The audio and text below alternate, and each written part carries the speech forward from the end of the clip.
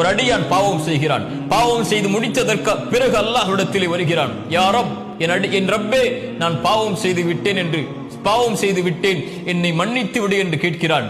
அல்லாஹ் கூறுகிறான், இந்த அடியான் நான் ஒருவன் தான் பாவங்களை மன்னிக்க தகுதியானவன் என்று என்னை அழைத்து என்னிடத்திலே வந்திருக்கிறான், நான் அவனை மன்னிக்கிறேன்.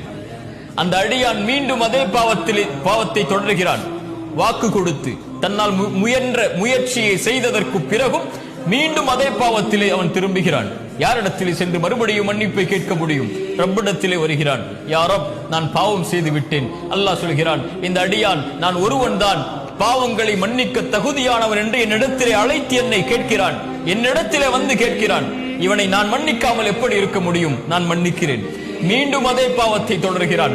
மறுபடியும் வருகிறான். யா ரப், என்னை மன்னித்து விடு என்று கேட்கிறான். அல்லாஹ் சொல்கிறான், நான் ஒருவன் தான் பாவங்களை மன்னிக்க தகுதியானவன் என்று என்னை அழைக்கிறான். இவனுடைய பாவத்தை நான் மன்னிக்கிறேன்.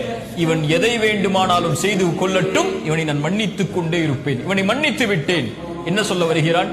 எத்தனை முறை என்னை அழைத்தாலும், எத்தனை முறை தேவைகளுக்காக என்னிடத்திலே வந்தாலும், எத்தனை முறை பாவ மன்னிப்புக்காக என்னிடத்திலே வந்தாலும் நான் உன்னை விரட்டுவதில்லை, உன்னை ஒதுக்குவதில்லை. நான் ஏற்றுக்கொள்கிறேன். நீ கேட்பதை நான் ஆசைப்படுகிறேன் அடியானே என்று அல்லாஹ் ரப்புல் ஆலமீன் சொல்கிறான்.